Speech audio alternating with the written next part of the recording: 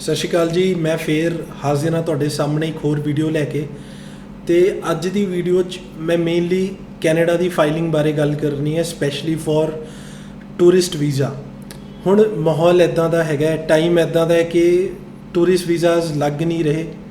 फिलहाल कैनेडा ने सिर्फ और सिर्फ जिहड़े स्टूडेंट्स हैं प्लस जिन्हां दी ऑलरेडी PR या TR आई हुई सी उन्हां नूं ही अलाउ किया है अपनी कंट्री च एंटर करने लई। ਜਦੋਂ ਅਸੀਂ ਗੱਲ ਕਰਦੇ ਹਾਂ ਟੂਰਿਸਟਸ ਦੀ ਤੇ it will take another couple of months ਜਾਂ 3 ਮਹੀਨੇ ਹਲੇ ਲੱਗਣਗੇ ਜਦੋਂ ਕੈਨੇਡਾ ਉਹਨਾਂ ਨੂੰ ਅਲਾਉ ਕਰੇਗਾ ਕਿ ਉਹ ਕੰਟਰੀ 'ਚ ਜਾ ਸਕਦੇ ਨੇ।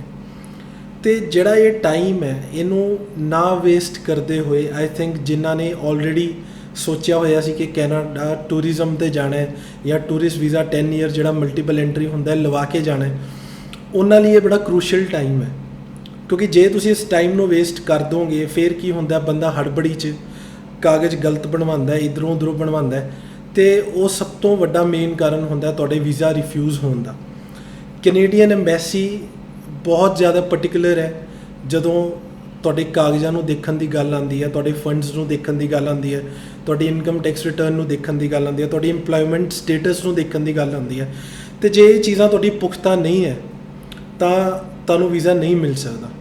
बट अगर तुसी तरीके नाल प्लैनिंग करो, वधिया तरीके नाल अपनी कागज़ां की तैयारी करो, दैन इट्स क्वाइट पॉसिबल कि तुहानूं कैनेडा का 10 year multiple entry tourist visa बड़े आराम नाल मिल सकता है। हुण इहदे च बड़े सारे फैक्टर्स है जिहड़े प्ले होंदे है, लेकिन 3 जिहड़े कि मेन फैक्टर्स है जिन्हां दे बेसिस ते तुहाडी फाइल नूं वेटेज मिलती है।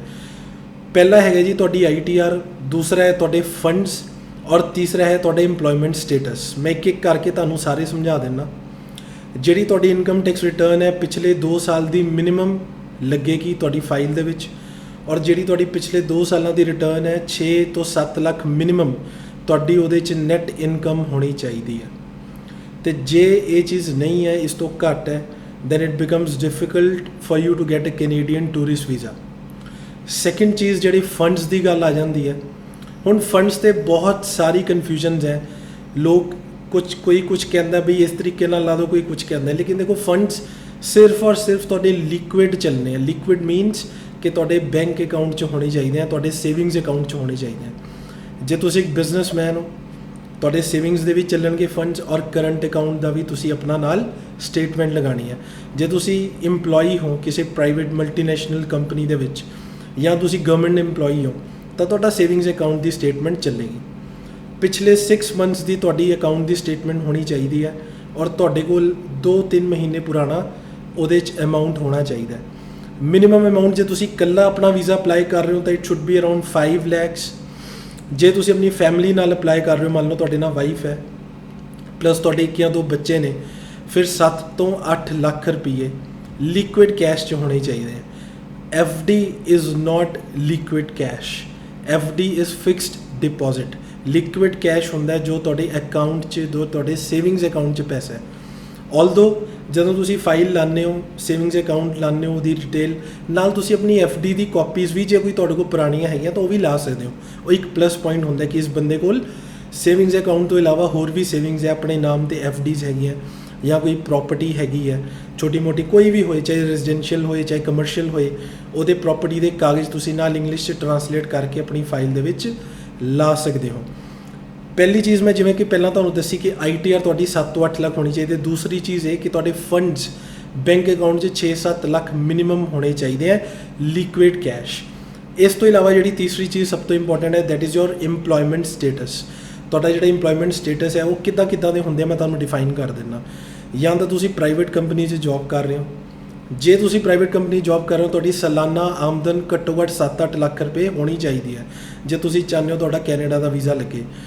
दूसरी, जे तुसीं गवर्नमेंट इंप्लॉई हो तो तुहाडे चांसिस काफ़ी वध जांदे वीज़ा लगन दे, क्योंकि देखो जदों आपां किसी भी कंट्री का वीज़ा अप्लाई करना है, जिहड़ी वड्डी कंट्रियां ने कैनेडा, US, UK, यूरोप, तो वो मेनली यही देखते हैं कि इस बंदे कोल अपने देश च वापस जाने का रीज़न होना चाहिए। तो कोई गवर्नमेंट इंप्लॉई जदों एक टूरिस्ट वीज़ा अप्लाई कर रहा है उहदे कोल रीज़न है वापस आने का, क्योंकि उन्हें अपनी सरकारी नौकरी छड्ड के थोड़ी उत्थे भज जाना है, तो वो बंदे ने तो वापस आना ही आना है। तो इस करके उन्होंने श्योरिटी हो जाती है। जो कोई बंदा मल्टीनैशनल कंपनी काम कर रहा है, 8-10 लाख सालाना इनकम है, ਤਾਂ ਐਮਬੈਸੀ ਵਾਲਿਆਂ ਨੂੰ ਲੱਗਦਾ ਕਿ ਹਾਂ ਇਹ ਵਾਪਸ ਜਾਊਗਾ।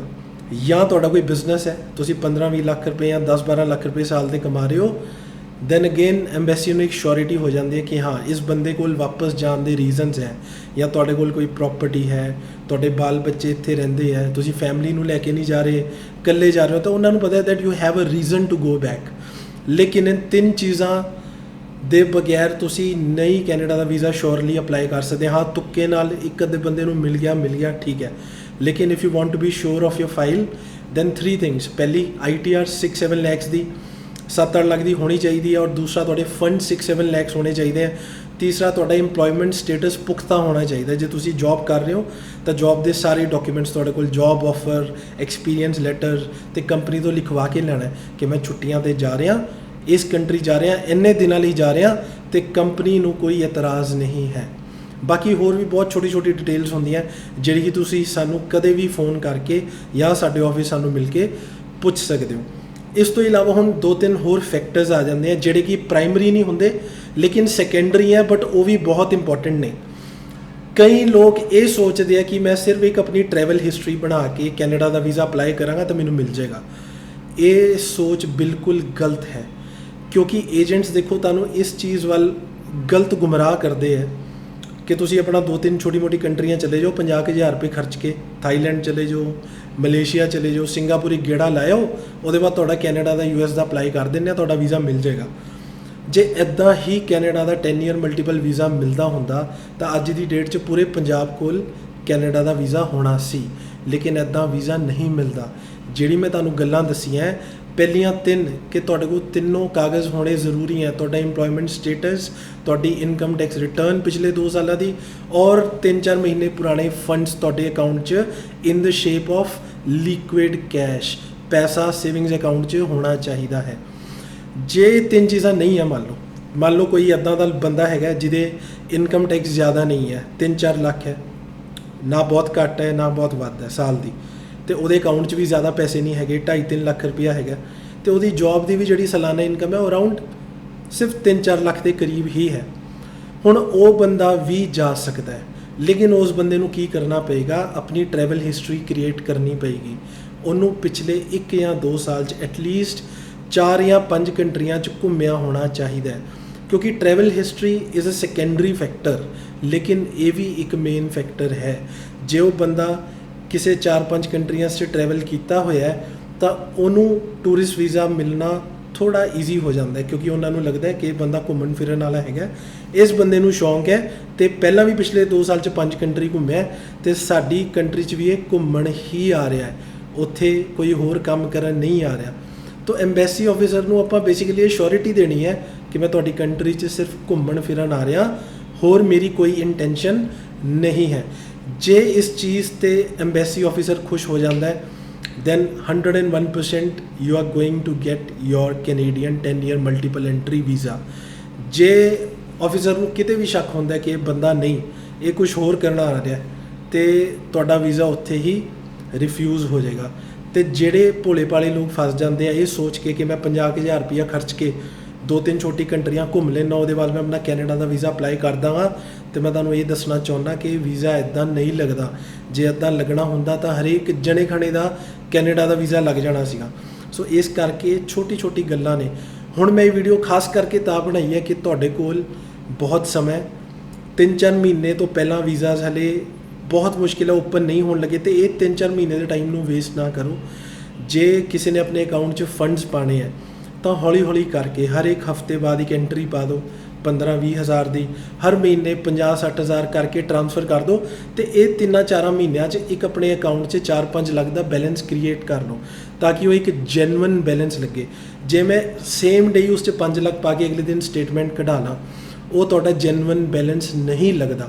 ਸੋ ਇਸ ਕਰਕੇ ਜਦੋਂ ਉਹਨਾਂ ਨੇ ਤੁਹਾਡੇ ਕੋਲੋਂ 6 ਮੰਥਸ ਦੀ ਸਟੇਟਮੈਂਟ ਮੰਗਣੀ ਹੈ, ਉਹਨਾਂ ਨੇ ਦੇਖਣਾ ਹੈ ਕਿ ਤੁਹਾਡਾ ਪੈਸਾ ਕਿੱਦਾਂ ਆਇਆ, ਇੱਕਦਮ ਆਇਆ ਜਾਂ ਹੌਲੀ ਕਰਕੇ ਆਇਆ। ਤਾਂ ਪੈਸਾ ਜਿਹੜਾ ਅਕਾਊਂਟ 'ਚ ਹੈ ਹੌਲੀ ਕਰਕੇ ਗ੍ਰੈਜੂਅਲੀ ਆਉਣਾ ਚਾਹੀਦਾ। ਇੱਕ ਤਾਂ ਤੁਸੀਂ ਇਹ ਤਿਆਰੀ ਕਰ ਸਕਦੇ ਹੋ, ਦੂਸਰੀ ਤੁਸੀਂ ਇਹ ਤਿਆਰੀ ਕਰ ਸਕਦੇ ਹੋ, ਤੁਸੀਂ ਆਪਣੀ ITR ਜੇ ਨਹੀਂ ਭਰੀ ਤੁਸੀਂ ITR ਆਪਣੀ ਫਿਲ ਕਰ ਸਕਦੇ ਹੋ। ਤੇ ਇਹ ਜਿਹੜਾ ਟਾਈਮ ਹੈ 3-4 ਮਹੀਨੇ ਦਾ, ਜਿਹੜੇ ਵੀ ਲੋਕ ਸੋਚ ਰਹੇ ਕਿ ਮੈਂ ਕੈਨੇਡਾ ਦਾ ਟੂਰਿਸਟ ਵੀਜ਼ਾ ਅਪਲਾਈ ਕਰਨਾ ਹੈ, ਜਾਂ ਯੂਕੇ ਦਾ ਟੂਰਿਸਟ ਵੀਜ਼ਾ ਅਪਲਾਈ ਕਰਨਾ ਹੈ ਜਾਂ ਕਿਸੇ ਇਸੇ ਤਰ੍ਹਾਂ ਦੀ ਕੰਟਰੀ ਦਾ ਜਿੱਥੇ ਡਾਕੂਮੈਂਟੇਸ਼ਨ ਦੀ ਰਿਕੁਆਇਰਮੈਂਟ ਹੈ, ਤਾਂ ਤੁਸੀਂ ਇਹ 3 ਚੀਜ਼ਾਂ ਐਟਲੀਸਟ ਆਪਣੀਆਂ ਟਾਈਮ ਰਹਿੰਦੇ ਕੰਪਲੀਟ ਕਰ ਸਕਦੇ ਹੋ। ਮੈਂ ਉਮੀਦ ਕਰਦਾ ਕਿ ਇਸ ਵੀਡੀਓ ਰਾਹੀਂ ਤੁਹਾਨੂੰ ਥੋੜ੍ਹੀ ਬਹੁਤ ਇਨਫੋਰਮੇਸ਼ਨ ਮਿਲੀ ਹੋਏਗੀ। ਜੇ ਇਸ ਤੋਂ ਵੱਧ ਜਾਣਕਾਰੀ ਚਾਹੁੰਦੇ ਹੋ ਤਾਂ ਤੁਸੀਂ ਨੰਬਰ ਦਿੱਤੇ ਗਏ 'ਤੇ ਕਾਲ ਕਰ ਸਕਦੇ ਹੋ, ਜਾਂ ਸਾਡੇ ਆਫਿਸਿਸ ਹੁਣ ਫੁੱਲ ਟਾਈਮ ਖੁੱਲ੍ਹੇ ਨੇ, ਤੁਸੀਂ ਆ ਕੇ ਮੈਨੂੰ ਆਫਿਸ 'ਚ ਮਿਲ ਸਕਦੇ ਹੋ। ਅਤੇ ਜਿਸ ਤਰ੍ਹਾਂ ਦੀ ਵੀ ਤੁਹਾਨੂੰ ਜਾਣਕਾਰੀ ਚਾਹੀਦੀ ਹੈ ਤੁਹਾਨੂੰ ਦਿੱਤੀ ਜਾਏਗੀ। ਬਾਕੀ ਮਿਲਦੇ ਹਾਂ ਨੈਕਸਟ ਵੀਡੀਓ ਦੇ ਵਿੱਚ। ਸਤਿ ਸ਼੍ਰੀ ਅਕਾਲ।